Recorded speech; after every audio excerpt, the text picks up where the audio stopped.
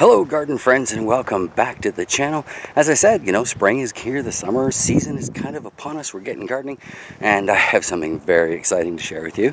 As you know from a previous video, well, a few previous videos, I'm quite into the whole using straw bales in my garden. Lots and lots of reasons, but yeah, check out that recent video on the top 3.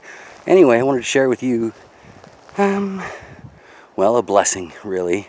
I'm absolutely certain these types of things don't happen in big cities and stuff, but I enjoy living in a small town for reasons just like this. As you may know, if you're a regular to the channel, it gets kind of cold where I live, and we live right in the middle of farm country. One of our good friends in our little town here, some 700 souls, thought that they would make an ice rink for their sons this winter, and well, clearly that has melted. What to do with the straw?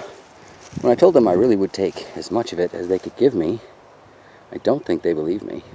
But I just had a wonderful truck and trailer stop by and drop off all of this goodness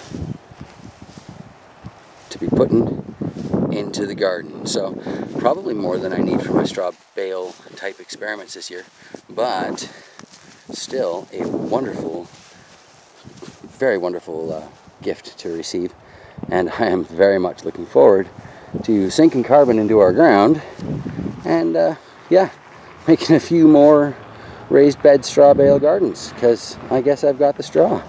Anywho, wanted to share this with you really quickly. I've got a lot to do this afternoon. Much love, everybody. Happy gardening.